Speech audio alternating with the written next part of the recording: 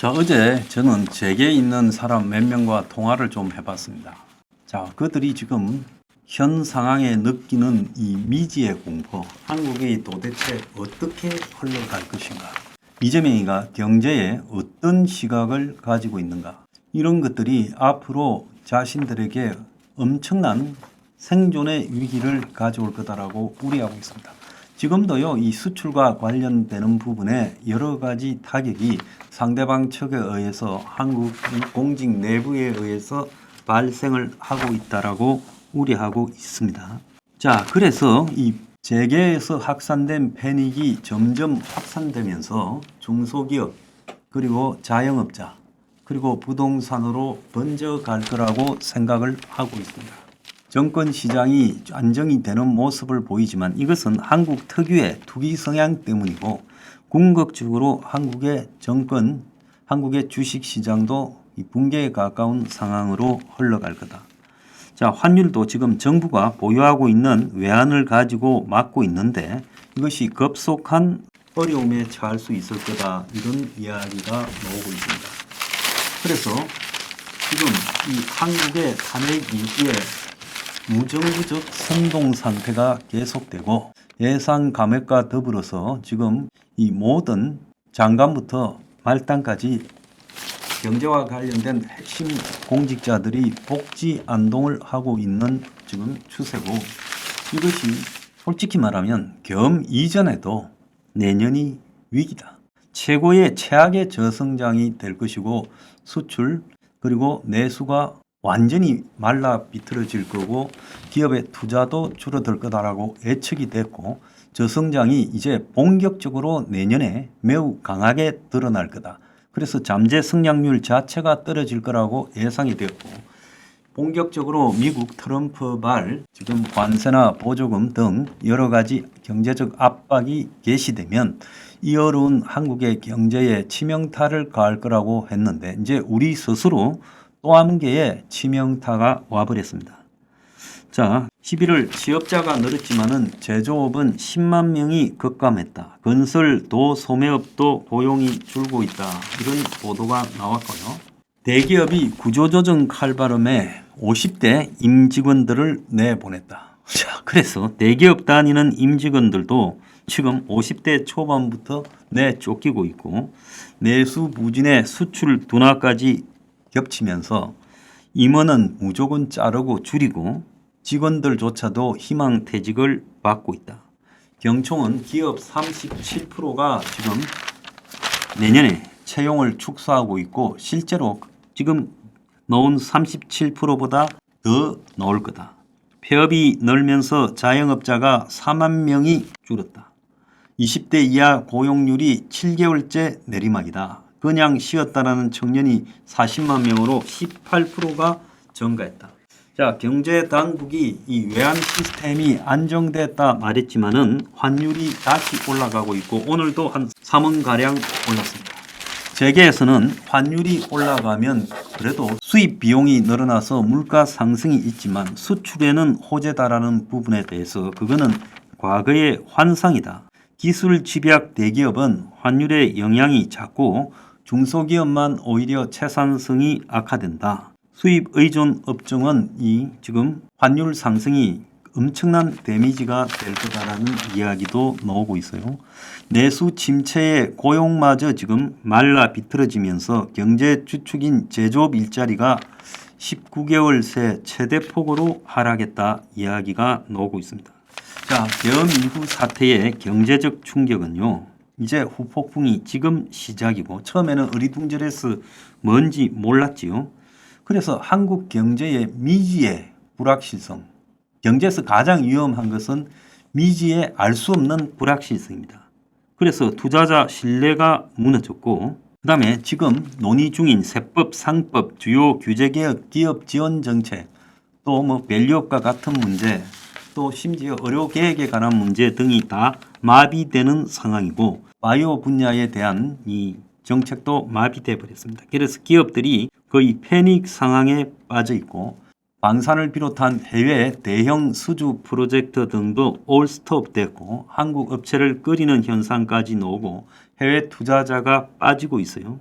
자, 이것이 이제 원화 가치 하락, 환율 상승으로 가고 있는데 매우 심각한 상황으로 가고 있다. 빈 못 버티는 소상공인이 10만 명이나 지금 늘어났다라는 이야기까지 나오고 있습니다. 자, 이러한 관건의 핵심은 지금 부동산입니다. 내년에 부동산을 공급하는 숫자가 민간이든 이 LH공사 공공보급이든 다 줄어들어서 그래서 부동산 공급이 줄어서 이렇게 부동산 가격이 올라갈 거라고 헛소리하는 사람들이 있는데요. 지금 집이 없는 사람들 대부분은 저소득층이거나 서민들입니다. 자, 그래서 그 사람들은 이제 아파트가 아니라 현실적으로 자신이 접근 가능한 빌라나 다세대 주택으로 이제 방향을 돌릴 거라 보여요. 이 와중에 아파트 가기 위해서 몇 억씩 빚을 내서 사는 것이 그건 불가능하다. 지금 그동안에 한국의 공급 부족은요. 과거에 빌라나 다세대 다가구 주택으로 가던 수요가 전부 업그레이드 되어서 형편을 고려하지 않고 아파트로 몰렸던 영향이 있지요. 지금 물어보십시오.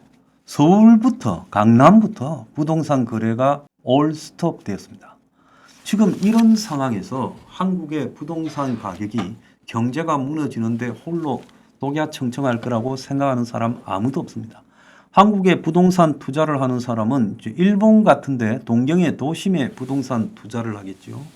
앞으로 한국의 원화 가치가 급속하게 하락하고 한국의 부동산 가치가 하락하는데 강남 투자자들, 큰손들이 한국 부동산을 살 리가 있겠습니까?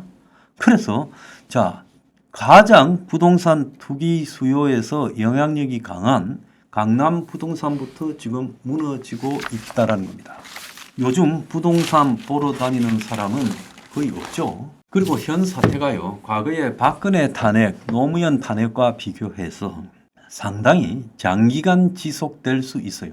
일단 윤석열 대통령이 한번 붙어보겠다고 이야기하고 있고 강경 보수 지지층이 그와 함께 이제 계속 싸울 거다라는 걸 의미하는 겁니다. 그래서 국내에서 이 지금 계엄 실패 이후의 국면이 쉽게 원사이드하게 이재명 쪽으로 끌려가는 부분에서 제동이 걸리고 국민의힘도 지금 갈라질 거라고 보고 있습니다.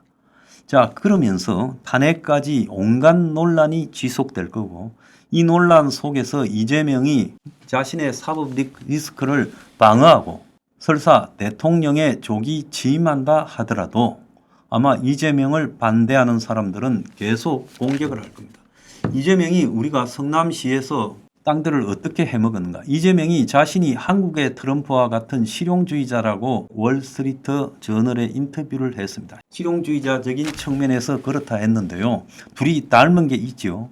트럼프도 리얼스테이트, 즉 부동산을 가지고 돈 벌어서 떴고 이재명도 대장동, 백현동 등 성남 부동산을 그야말로 투기판으로 만들어서 가격을 띄웠죠. 둘이 닮은 측면이 분명히 있습니다. 부동산 투기와 관련된 측면에서요. 또 한편으로 이재명도 트럼프식으로 막가파 정치 운용을 할 거라고 보고 있습니다. 그래서 이재명의 인사나 이재명의 정책은 트럼프 이상의 자기 중심적인 행태로 나타날 거예요. 이재명이 누구 조언받고 또 반대파를 존중하고 이런 게 없지 않습니까? 지금도요. 민주당이 단일대오지 직언하는 사람이 하나도 없잖아요. 경제에서 앞으로 이재명이 경기도에 했던 것처럼 코로나 지원금 나눠준다고 돈 뿌리고 또 더 나아가서 지역화폐 발행하고 국민의 생활지원금 준다고 또 얼마씩 나눠주겠다 이런 행태를 하면요. 본격적으로 이 아르헨티나나 베네수엘라형으로 가게 될 겁니다. 자, 그래서 이재명이 지금 한국의 잠재 성장률이 거의 붕괴된 상황에서 즉 한국이 성장할 능력이 지금 거의 마비되어 있다는 거죠. 이 속에서 이재명식 정책을 포기하지 않고 기본 시리즈라 해서 파퓰리즘적으로 가져가게 될 거예요. 지금 이재명이 당장 코인에 대한 과세도 앞장서서 유예시키지 않았습니까? 자, 표 얻겠다고요? 자, 앞으로 나라의 경제가 어떤 꼴이 될 거냐?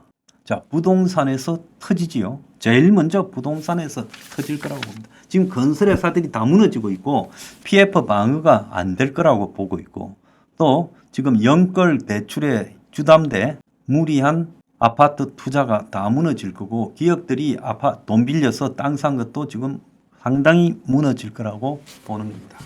그래서 한국 경제가 어떻게 보면 정치발 금융위기를 겪게 될 거다. 자, 그래서 지금 공포가 매우 확산되고 있고 알만한 사람들은 지금 자산 도피를 하고 있습니다.